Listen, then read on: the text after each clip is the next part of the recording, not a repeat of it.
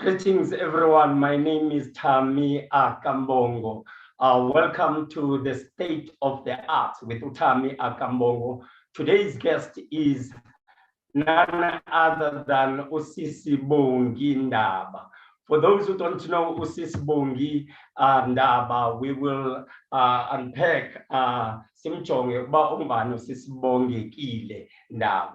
Bongi Ndaba is a South African born and bred writer, director, and producer who started in theater as a child in 1993, then moved to write for television in 2003 at one of the top South African soapies, Generations.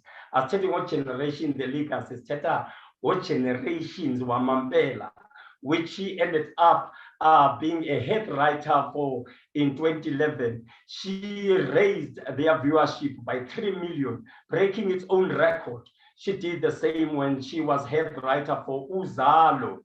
The show broke its own AR record when it hit 10.2 million viewers in 2018. And she revived the dying show called Isidingo, the Need, which saw a growth of more than million viewers, saving it from being canned by a channel. The following is her other TV writing portfolio. On television, written for most South African dramas, Zanti 2 award-winning Ikazlam, Mbongo, and Society 2. Also worked on Josie H, which was a Canadian and South African co-production as a junior story editor and writer. Then she wrote Sokulu and Partners, a series for SABC1. She won 7 SAFTAs for 2009 and also nominated for Emmy in 2009. Her theater play that was premiered at the Market Theatre Dreams, developed under the mentorship of Uzalo, was commissioned by SABC1. Part of the team that she created, Ashes to Ashes, a telenovela for ETV, also story editor on Ashes, also wrote on Uzibondiwe, a drama for ETV.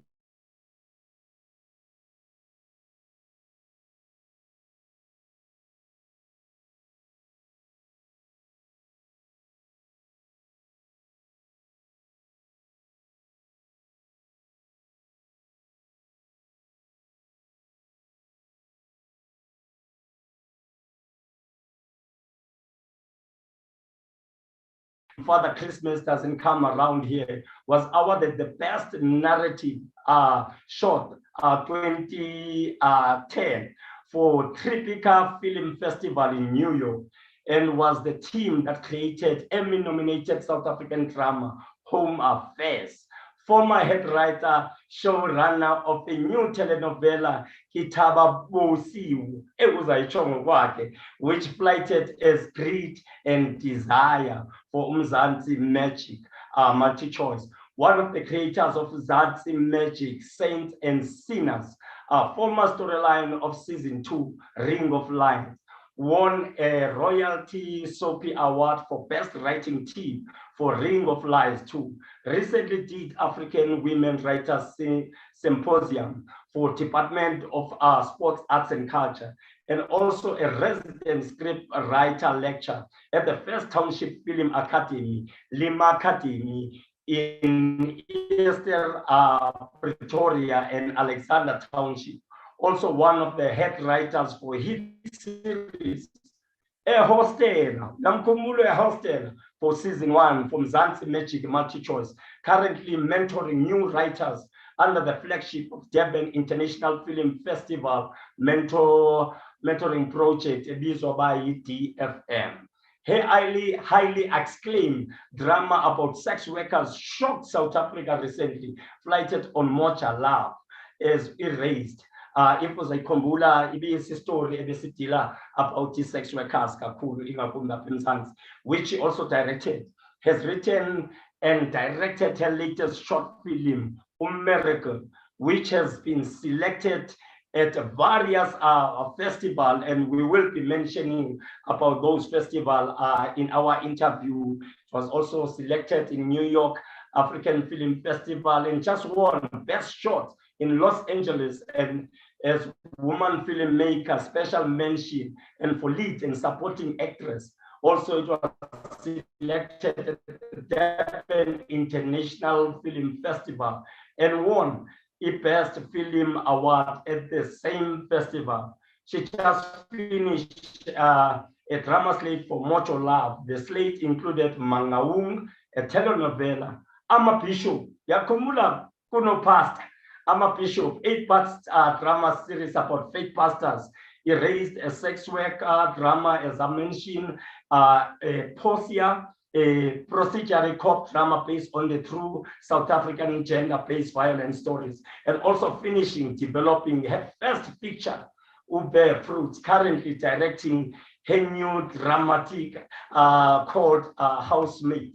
Sis Bongi, yo, we welcome you, Sis Wangujan. I'm good. Hi. Hello. We want to see, now we can see you. How are you doing, Sis Wang?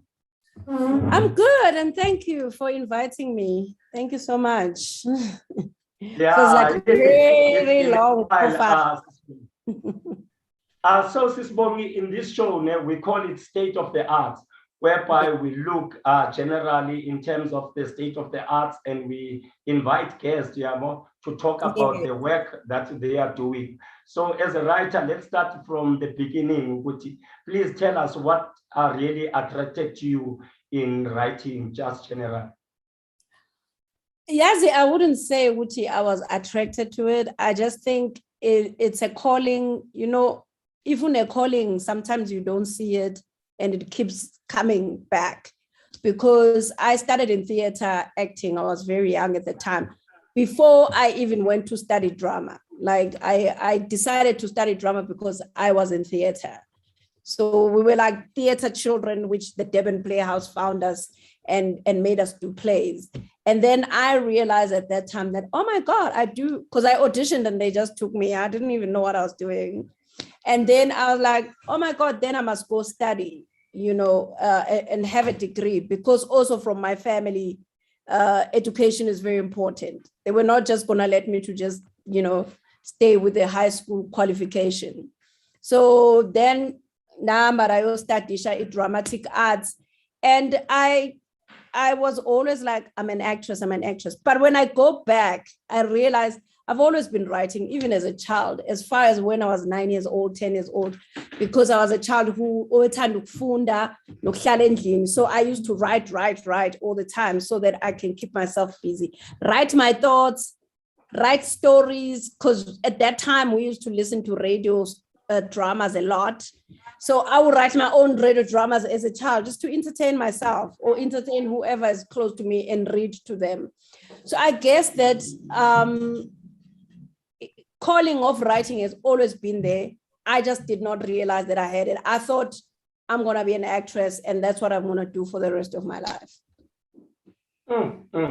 And because Sis Bongi, you've written for theater and also written for television, you understand? And we feel sometimes a lot of people are missing, especially the upcoming one. You understand? What have you learned in writing for both media, and what do you think us upcoming writers are missing when we are trying to write for both media? It's writing is writing, I always say, but the difference is the medium. It's like it's TV. It's like when we're on radio, it's a different thing. They don't see you, so the stories there are written differently. But I must say that theater is the best training. And I really wish that everybody can go through that. It is the best training because I realize that I observe people more, I study people more because of theater. As you know, now theater, we always taught, we rehearse and we observe the people, we do research every time. Even when you're walking down the street, you do research.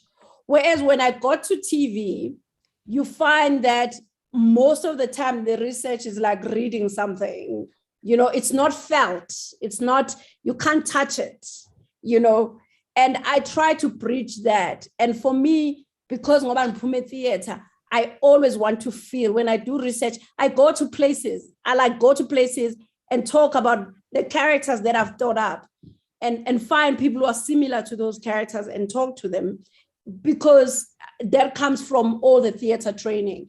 Whereas sometimes you find amateur TV writers, when you talk about that, they feel like, oh, there's someone who do the research, I'll just read about it, or I'll Google it. And I don't believe in Google. Maybe I'm old-fashioned. Just like, because you're not feeling it.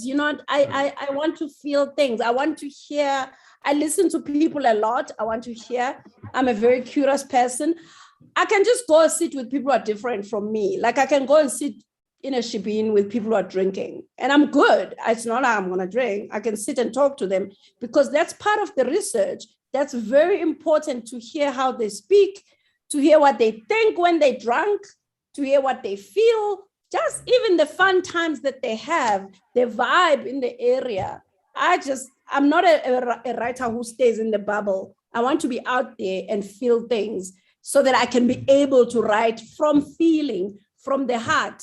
I don't know how to write from a book that I read a book and now I know how to write. I don't believe in that. I know there's people who believe in that. I'm just saying I don't believe in that.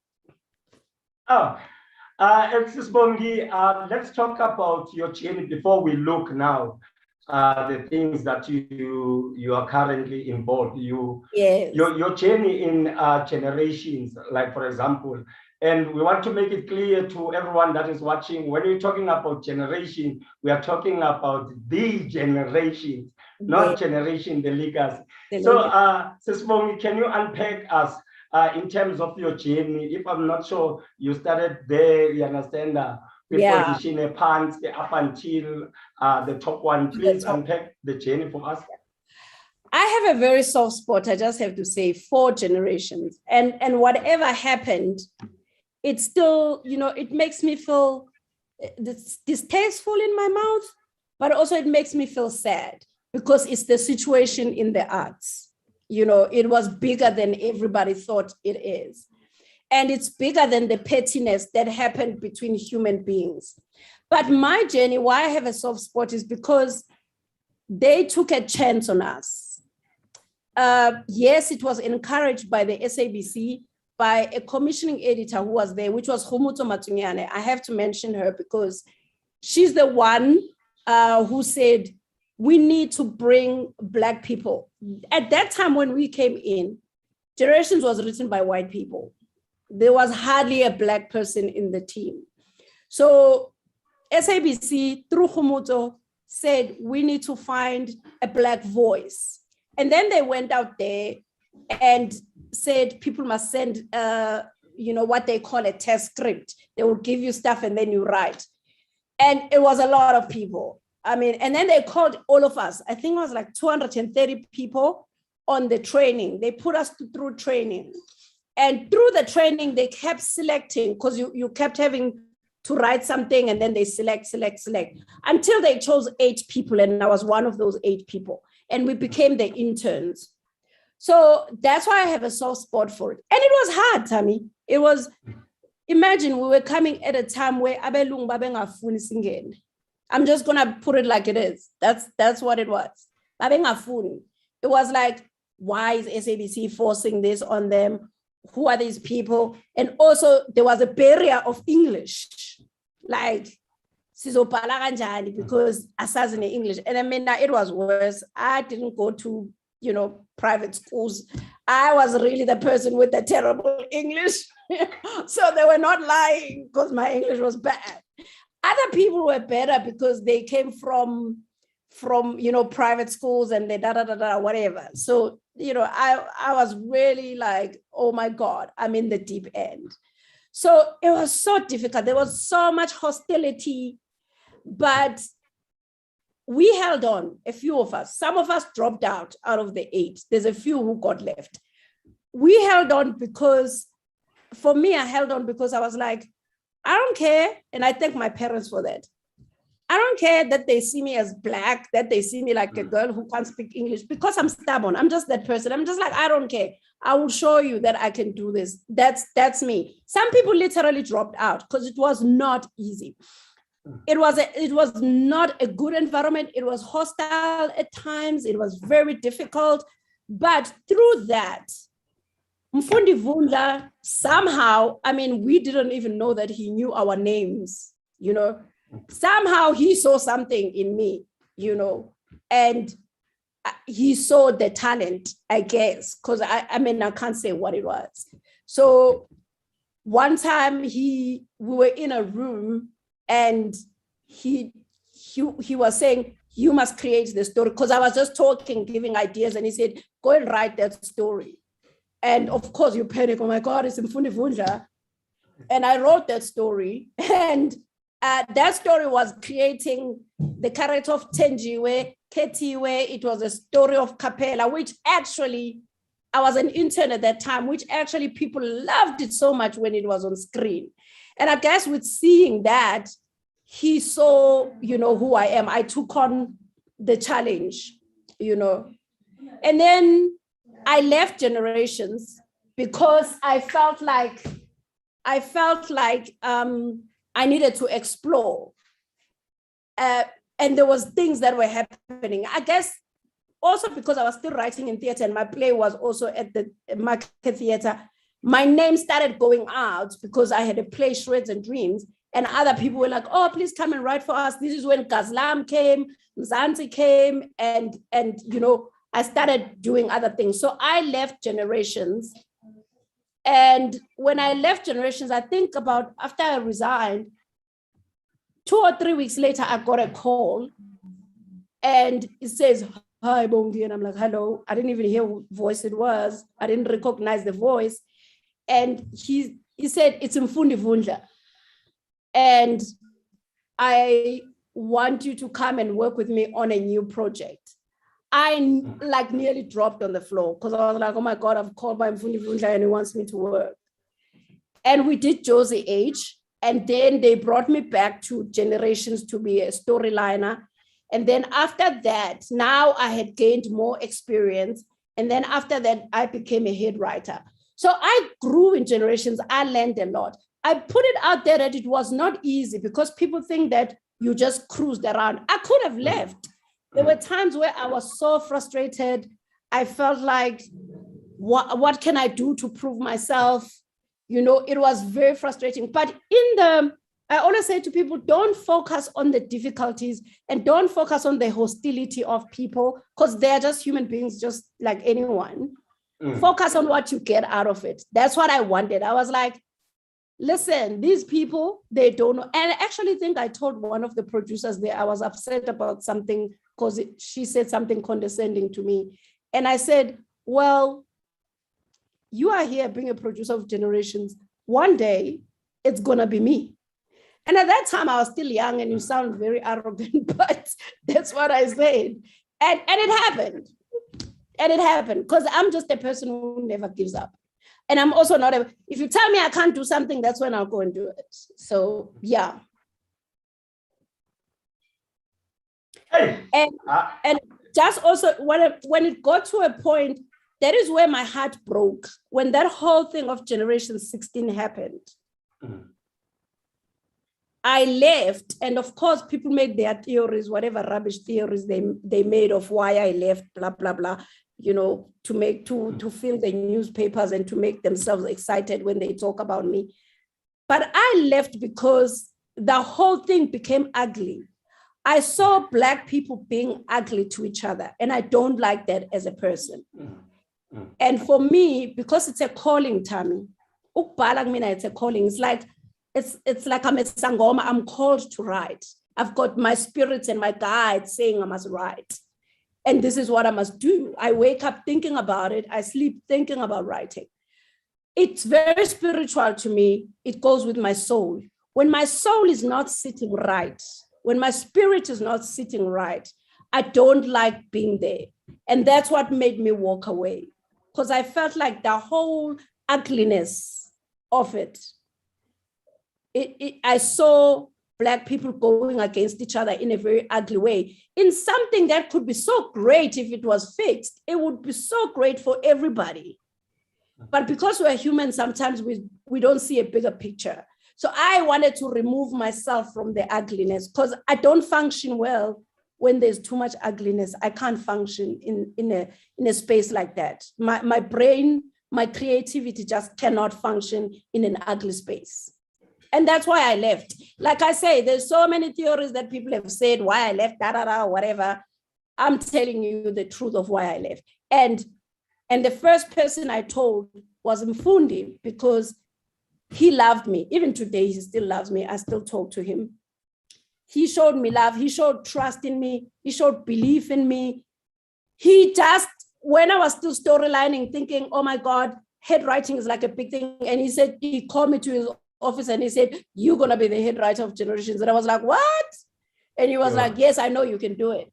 So if a person has such belief in you and gives you an opportunity, especially at the time at Generations, which was the biggest show, why would you resent that person? We didn't agree, especially when the Gen 16 thing happened. We didn't see eye to eye, but it doesn't mean we hated each other. And I still respect him for what he did for me and for trusting me and just loving the talent that I have and giving me the opportunity and overlooking everything else, because it was difficult time. There were people who were like, who is she? And he stand firm, and he would stand firm even for me at any time. I will always credit him for that. He stood firm for me anytime. Yes, even if you love someone, it doesn't mean you will agree all the time. Like I say, I'm being honest. There's times that I did not agree with him when the Gen 16 thing happened, but it doesn't mean that I hate the man. And I still talk to the man till today. Wow. Uyabona Sis Bongi ulibethe emlonyeni, because the next question I was going to ask about the challenges that are facing Black writers. But you mentioned something about Black on Black. Maybe can you a little bit collaborate and also cover this issue, your challenges that are faced by Black writers? You know, the problem that we have, Thami, and we still have, and I don't know when it will be solved, is the thing that we think that the space is small. I must take, and I must take now, and it must be me. I must be the first, what. I just hate that. Even saying the first, what, I'm the first, I'm the first, Because I will tell you now, for me, it stems from colonialism. For me, it stems from apartheid, where you want to be the first Black, like you are a special Black, for the other race, And that makes us to be ugly to each other. And we start protecting our space because, oh my God, Thami uzongena lana, and then bazobona ukuthi, I'm not good enough, or he's better than me, or whatever. If that can stop with Black people, and I know they'll be like, no, we're not like that. Yeah, we are like that, even today. You see people blocking people because they are scared that the person is gonna come and do better than them and whatever. And we always think that the pie is so small, whereas the pie is so big. And I am so happy now with the streaming channels because they are showing us how big the pie is. Because content is content. I write differently, you write differently, Smongile, Temba writes differently, but we all have an audience. And what is this thing of wanting to, it must be me all the time. So that is the one thing. And then the second thing, that me thing, it creates us to be mediocre. Because nobody Thami on this thing. I'm gonna block Thami. And then I'll rather go with mediocre instead of going with brilliance. Here's the thing I love about white people. And I love this about white people. And I wish that Black people could adopt it. Is the fact that even if they don't like you, when you have something they want, they will go to you. Even if they hate you. Even if they hate the way you think, even if they hate the things you say. But if you have something that would make them shine in their project or in their business, they will go to you. whereas black people are the opposite. It's like, why must I make Thami shine? Even if Thami is gonna bring something brilliant on the table, and I know that Thami will do great, it's why must I make them shine? So it makes us go against each other for no reason. There's literally no reason. Everyone is here. The stories I like to tell are not the same stories that another writer likes to tell, but we all have a market. We all have a market. That is why there's target audience. Why is there target audience? There's target audience because some people don't like horror stories. Some people don't like rom-coms. Some people don't like soapies. Some people, whatever. But we must cater for everybody. That's what we must do. And your audience will come to you if you do brilliant work. Just push yourself for excellence and being brilliant instead of hating other people. And I'm saying that these are the remnants of apartheid, and we don't colonialism, and we don't even see that it has controlled our minds, that we don't want to support each other. And not only in writing, even actors behind the scenes, every you see it and you're just like, why can't we just excel together? And we can't, because we always fear. We always want to be that first black who's chosen. Like, why? What if I'm black number 7 chosen? Who cares? I won't be 7, but I'll be great.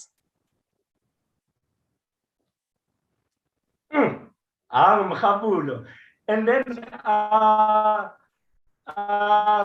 Bongi, I also wanted to speak to you about Isidingo, you know, when you left, when you leave like a big show like that, they will say, it's the end of your career. How was the journey for you after? Oh, yes, they did say. They did say, but I always say, I'm sure you read my post because I post and then some people get upset.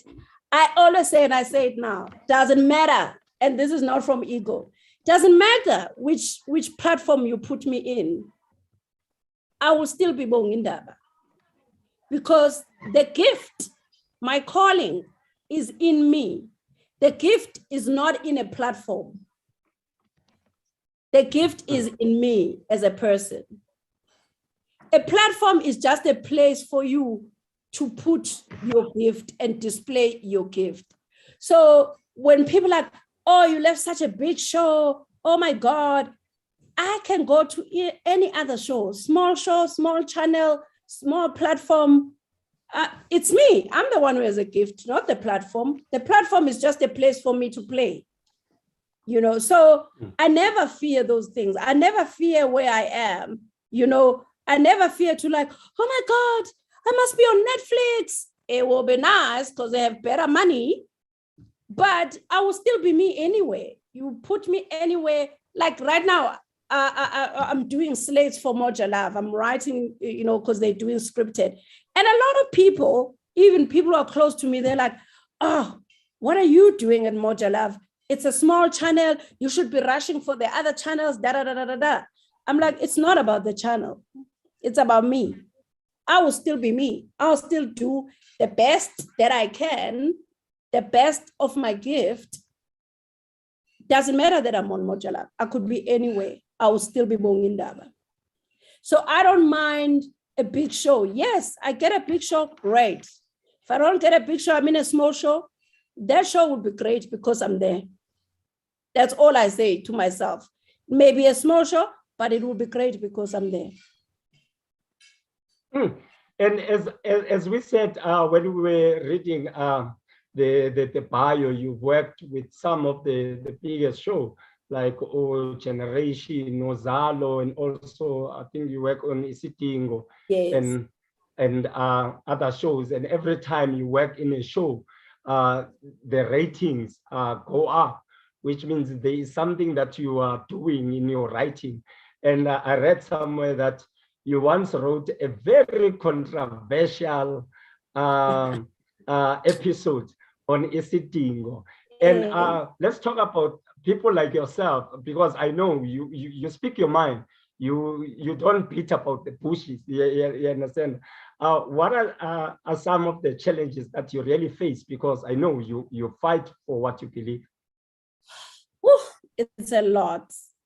From the kind of stories you tell, there's channels who don't touch me right now in this country because I question things and I don't want to put stuff that I'm not proud of. But also as a Black person, and I'm gonna say this, and it's not like I'm a political person, I'm not, but I'm a conscious writer.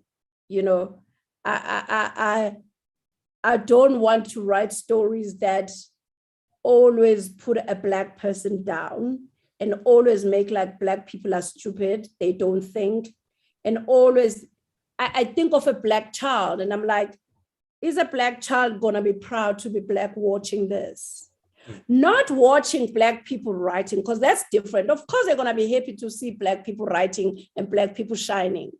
But those Black people who are writing, are they grooming a Black mind of a child? You know, we have to be responsible.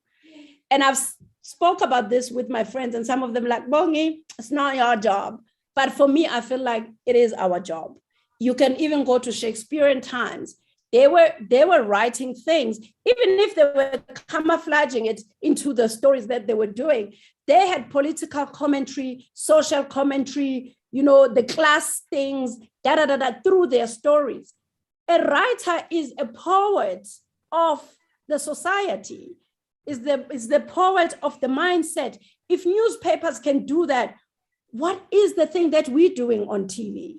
So some of the times when I do a story, I want to leave a mark with that Black child.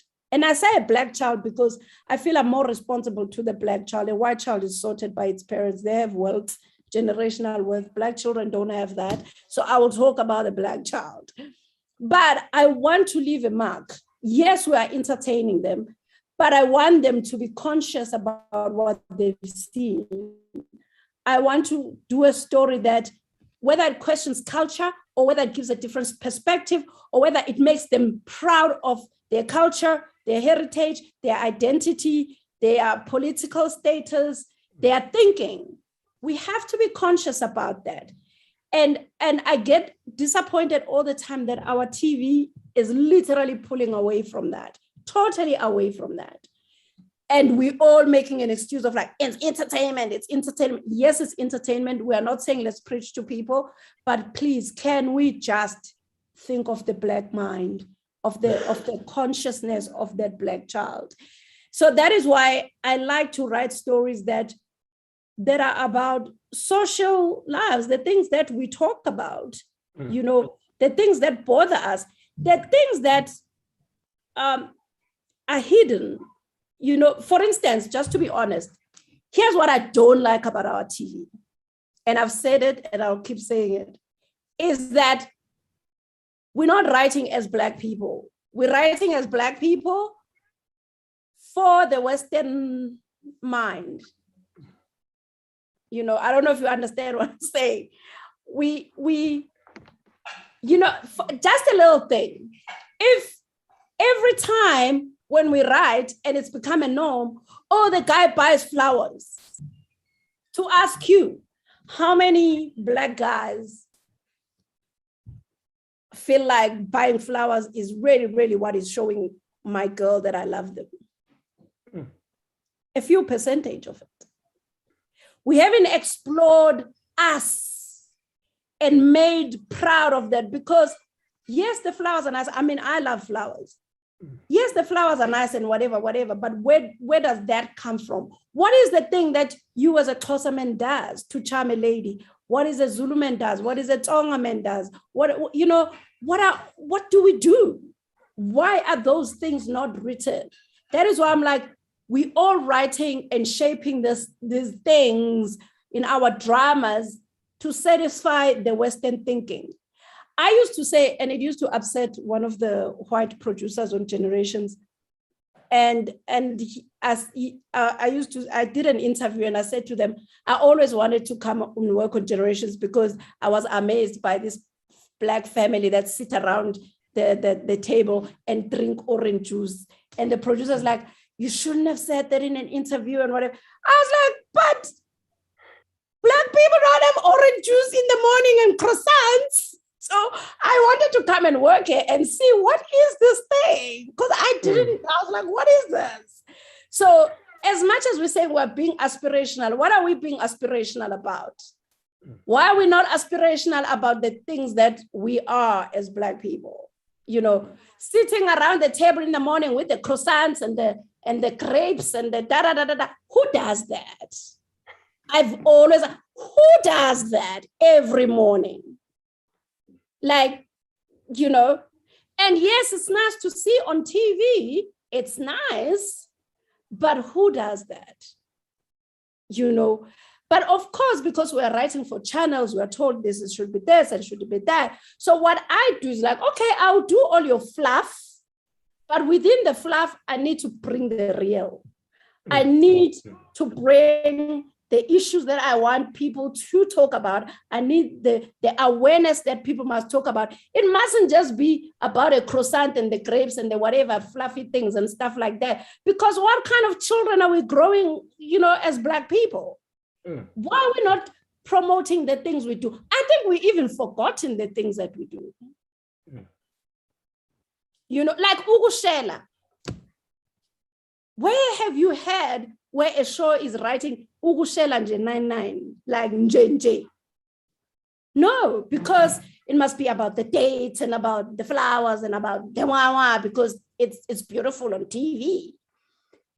So, and I'm just talking about the easiest things. There's also other like underlying, you know, matters, like on Isidingo, that episode that became a talk. It is a fact that we all have a loss of identity because our people lost their land. And people can say, this talk of the land is so tiring. It's tiring because you've been brainwashed and you feel tired about it. That's why you're getting tired about it, is because you've been brainwashed. Because if you think of the Jews, they still talk about the Holocaust like it happened yesterday. We were not there when the Holocaust happened. We were not there. But they talk about it. It affects them. People are being called criminals who come from that, who were participating in that. Even today, and they are old, they are facing 100, but they're still punished. But here we are with a country that's just got, you know, democracy like yesterday. And we're like, oh, we're so tired of this. Why are you tired? Why are you tired? Why are we not talking about it? You know, and then we wonder why, because if you cover a wound, it festers. And we wonder, with all these things that are happening, the young people who are drinking so much, with all the drugs that are happening, what is it that is eating a Black person? It's because we've covered the wound. We never dealt with it. And if you don't deal with something truly and honestly, you don't deal with it, you cover it because you want to live this life. Now we're in democracy, you know, it's gonna fester. And when it festers, it will come out in certain ways. That is why when we are creatives in any platform, we have to be conscious. And like I said, Thami, I've argued with other friends of mine who are writers. They're like, Bongi, it's not your job. We are here to da-da-da-da-da. And I feel like it is our job. Otherwise, why am I here? I don't want to write unforgettable things. Yes, I can write the fluff. I can write people going on dates. I can write that. I can write it with my eyes closed. I can write people shooting each other, which is like so common now. And it's the thing, it's the in thing of killing people, Jay. You know, every side of killing them in the car, killing them flying, killing them whatever, in the bedroom, whatever we do, you know. I can write that with my eyes closed. It's not a difficult thing. But who are we as the creatives? Are we the people who just want to perpetuate because the money is nice, we just get paid? Are we those people? What are we leaving behind? That is the question. Because it defines what we're going to leave behind. What are we leaving behind? Because we're going to die, or we're going to grow old and not right, or whatever's going to happen. What are we leaving behind? Ngumbuzo ofuna uphendulwa. Sisibonga, a lot of people are in the industry. Ndifuna over your take. You understand? A lot of people are saying the industry is not opening enough. Open the industry. You understand? From your own experience, both as a writer and a performer, do you feel Uguti the industry is opening up, or you also feel Uguti we are seeing same people who are writing in the same different productions, same actors, same? What is your take about this thing of opening? Yeah, where you asked that question, because the industry is highly, highly open. Highly open. And the thing that people feel like the industry is not open is because we have run away, Thami, from getting skilled, highly skilled. On the writing, on the acting side, people feel like the industry is not open because everybody can just vumbuga and like, I'm an actor, you know, and it's good if that's what you want. Go ahead and do it. But you don't just go and say, oh, I'm going to go apply to drive a truck when you don't have the code 14 or whatever code is used for that, and you don't have whatever papers that are used. You train everything. Why is it for us that it must just be open up the industry and everybody must just come and do their thing? People don't want to pay their dues. It feels like I can just come and do whatever. When it comes to writing, and I said this a long time ago, and also another writer friend of mine was like, so what are you going to do? Because there's no money to train people. I said, it is very sad, because Tina, we came at the time where, because we were like mostly the group that was more Black at that time. We went through a lot of training. Like I said, it was very hard, not only on Generations. SABC used to do workshops and stuff and train people so that we can do, when I was doing Shreds and Dreams, and when I think we're doing, what was it? Izingane Zobaba, all those projects, there were workshops that were done so that those projects not become mediocre, they become really good. All those Shakespearean projects, there was a whole lot of training. And it stopped somewhere. And I said to this friend of mine, it is so sad because they're blocking for a Black child to be excellent. Not blocking for a Black child to come and write, but blocking to be excellent, because now it's like people just come and they write, you know, but it takes time to get to a certain point. So to open an industry, and you open an industry for people to do mediocre, for me, it's not opening up an industry. We didn't do mediocre, Thami. And I wouldn't say it's because, oh my God, we were so better, we were so what.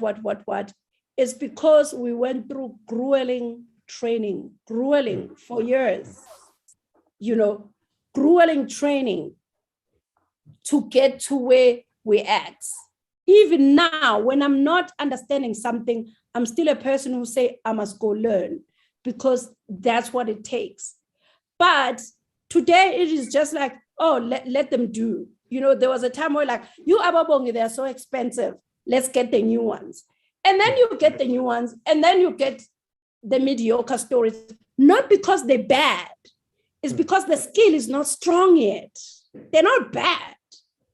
But if you're going to put a person and it's like you're setting them up for failure, why are we doing that? And for me, I have a theory about it. It's because they just want a Black child to fail. Like, put them up for failure. And then they fail. And then you look at them and you're like, oh, look at them, they failed. But you didn't give them the time to grow. So opening up the industry is good, and it's also a danger. It's how you are opening up the industry. And also, there is no way that an industry cannot be open because actors grow up. So I can't have Thami playing a 25-year-old boy. I need someone who's new in the industry. So the industry is always open because we let people through who are new. But I still go for, can we not be mediocre under the guise of opening the industry? Or be mediocre and exploitative, because also now, like I said, they used to say, oh, Bongi are expensive. Let's go get, the young ones because you want to pay them 2 cents and they're going to be happy anyway to be there. And, but then they're not going to give you the quality.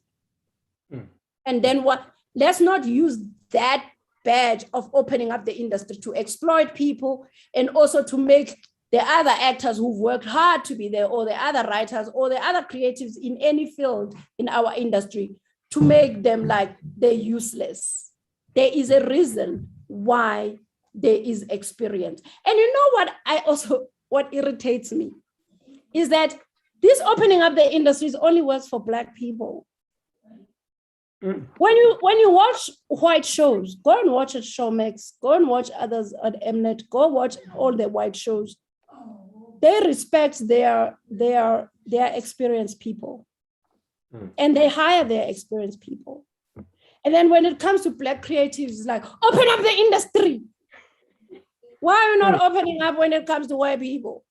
Because they know that experience counts. In every way, it counts.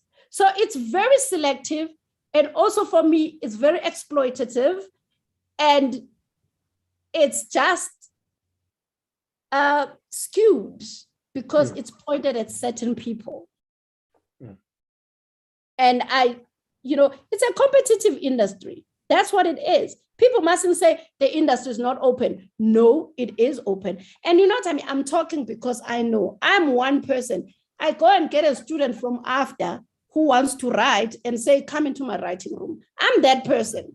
I get a person who has no experience and I say, come into my writing room, because I want to groom them, to shape them, to know, so that, because create other head writers. We want a lot of those. We want a lot of creatives. Content is in demand, especially now with the streaming channels. It's going to be even more demand. We need more. But do we need mediocre? No, guys, we don't. Let's be truthful to ourselves. We don't need mediocre. We need to get these kids who are from film school, just like I was from drama school. I was from theater. I had to train for years and years, was working in the industry, training years and years, to be great, not because you are not talented, but there is skill.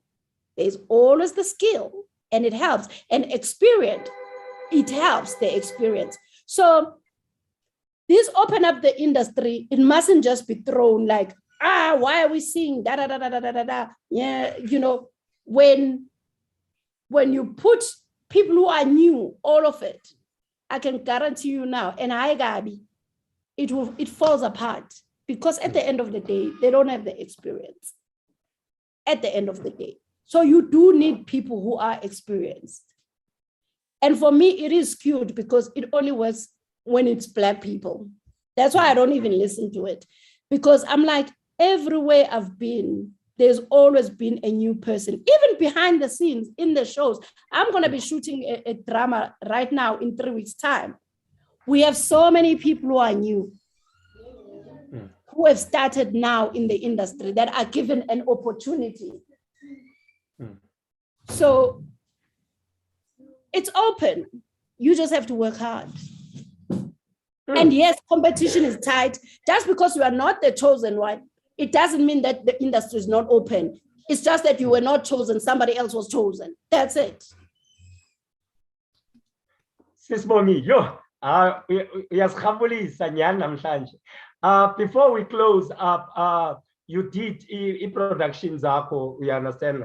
One of them is Miracle. which was selected in a number of festivals like San Francisco, around International Film Festival in Barcelona. It was in Jozi Film Festival and got special mention. Went to Nigeria, Lagos, went to Worldwide Short Festival, and so many festivals. And I've seen you understand, going into different countries and blah, blah, blah. Share your experience, you understand, when you are working on your own project, you understand that excitement and that drives, and how are you feeling about it? Oh my God, that name, Miracle, it was a miracle for me. That project spoke to me, I won't lie. It's actually started with another name, the story, because one day when I was frustrated by the industry, I was angry about something, I wrote this story and I called it, Whose Jesus Is It Anyway? And then a friend of mine's like, oh my God, they're looking for short movies to fund. Please, bring that. And I was very disillusioned by the industry because there was a lot that I didn't agree with that was happening. My friend was like, Bongi, because me, I always write. Even I don't only write because I get paid. When I get an idea, I always write. Just like today, I was talking to a friend of mine with an idea that I got, and I was like, oh my God, I think we should do a drama that's like this, like this. I'm just that person. I'm a writer. I write whether I'm paid, whether I'm not paid. So a friend of mine knows this. I was like, I know you've got something in your laptop. Please submit. And I submitted, and I got in. But why I'm saying is that when we were doing the workshops for that, because you get a script editor and whatever, and I was going through with my script editor, and she was like, hey, but this name is just not. And of course I was fighting because you're a writer, you're very passionate about what you've come up with. And then I ended up deciding I'm going to call it a miracle because this woman was looking for a miracle for her child. And I just feel like that name was a miracle for me, because I will not lie, not in a millionaires did the thought come for me that that movie would travel so much. Never. I was just happy that I was directing because I've always wanted to direct. I was happy that I got this funding. I was so happy. I mean, it was not a lot of money, but we made it work with the producer who was overseeing my project. So it became a miracle for the fact that when we submitted to the festivals, the first festival I submitted to, which was FESPACO in Burkina Faso, it was selected. And I traveled a lot, which was amazing. Some of the travels were for free because they pay for you. Some of them I had to add more money myself and whatever. But I was just like, I needed to travel and do this. But also why it was a miracle is because I say to people, if you have that story, just write it. It may be terrible, and usually it is on the first draft. Just write it. And you can walk away from it and come back to it.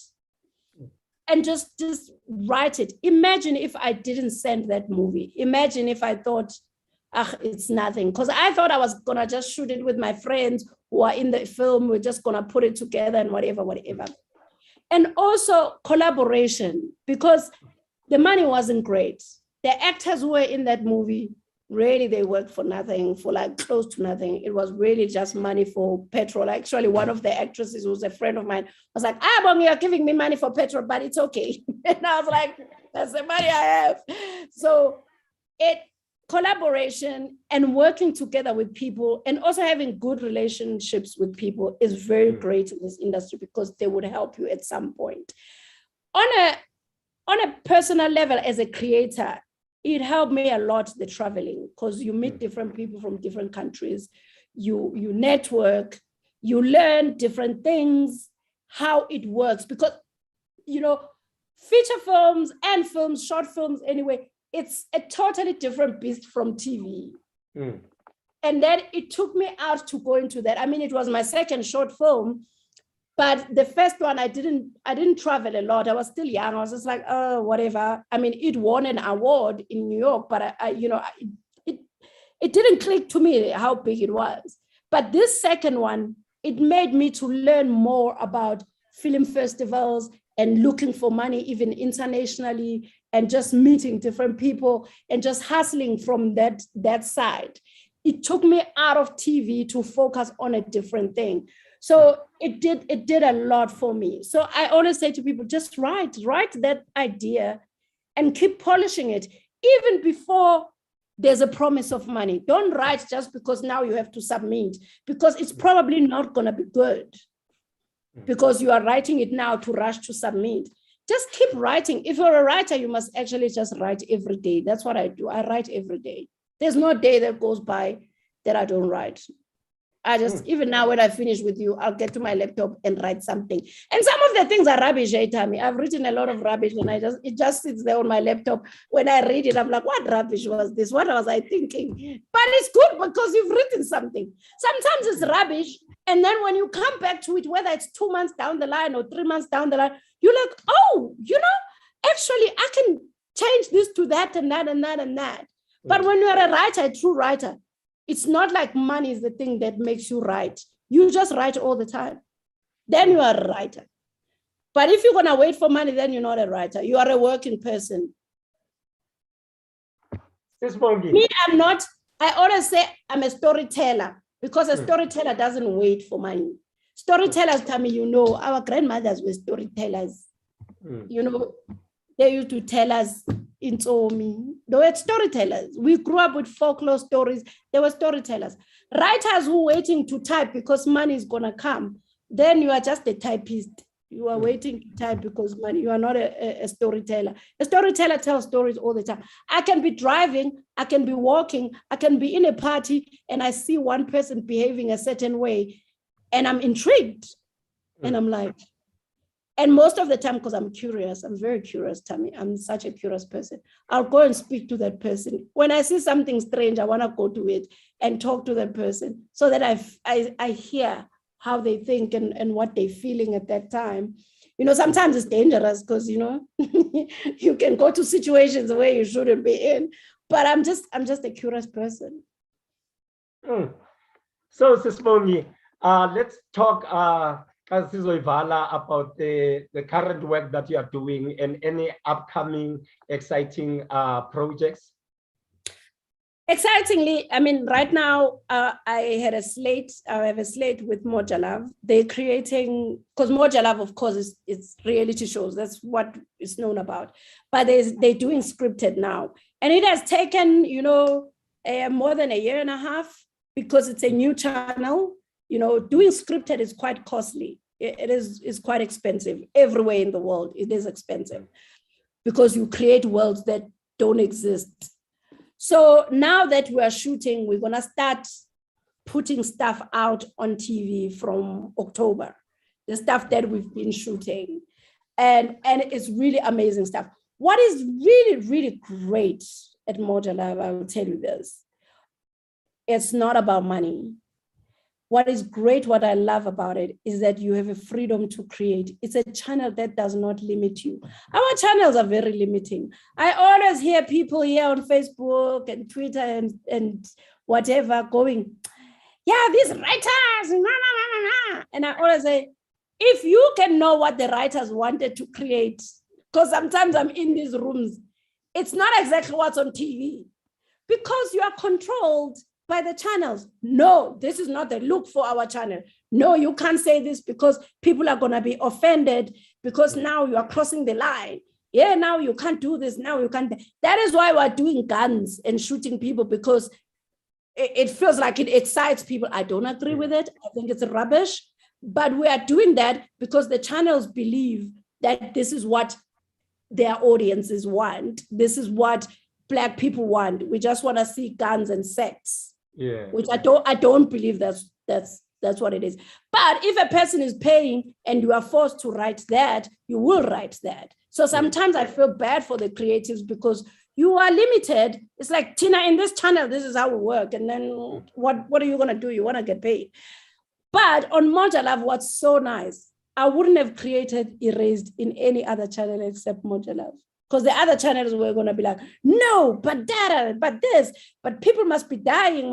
But we were just telling an emotional story about sex workers. And we did a lot of research with sex workers. At Moja Love, Aubrey Tau gives me freedom. If it's a comedy, we will do comedies the way Mojala will do it. It's not the same comedies that you've seen in other places. We do things the way Mojala does. I love the CEO there. I love the people there, the head of channel there, because they let me create. They do not dictate.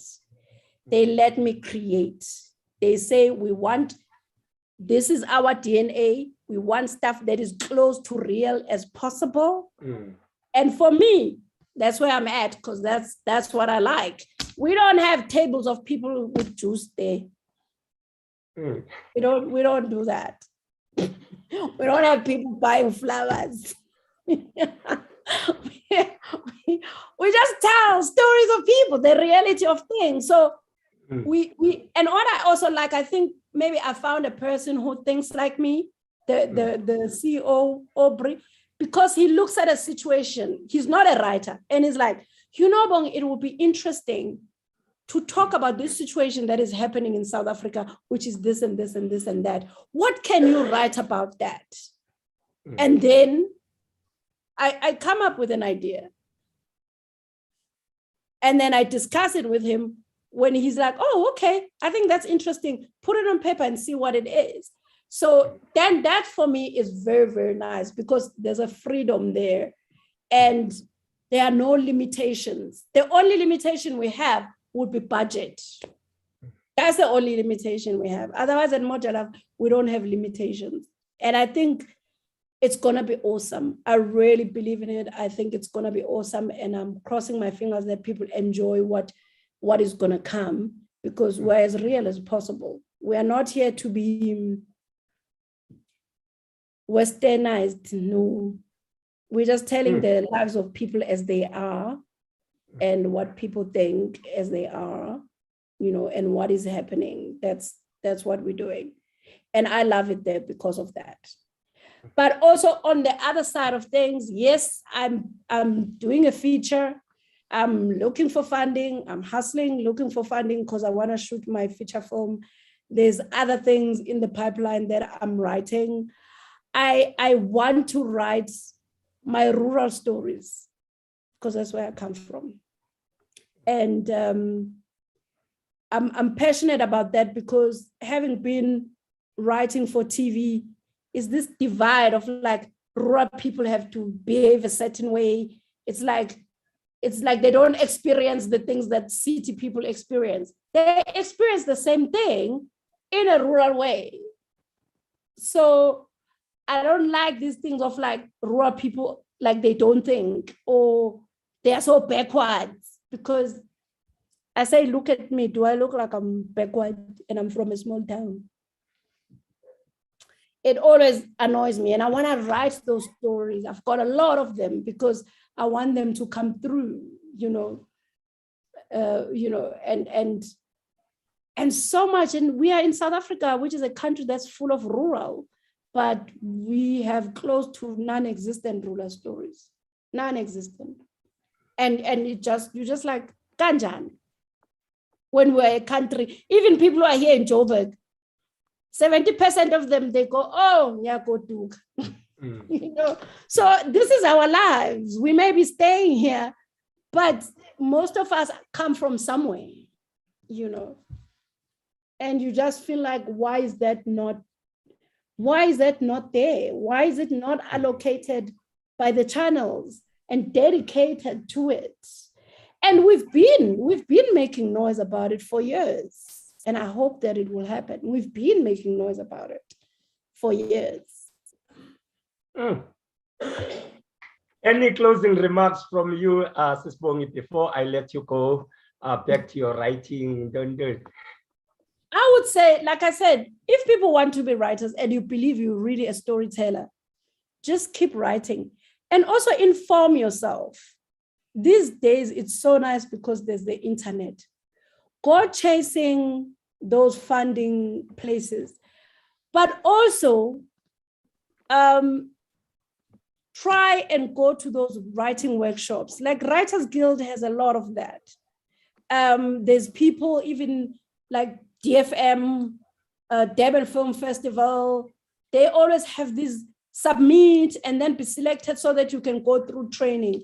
Why I'm saying that is because in the selections, you can submit your story. And I've seen it where people submit their stories and it's a great story, but it's written, it's not making people who are reading it to catch it, you know, because it's not written in a way for people to catch it.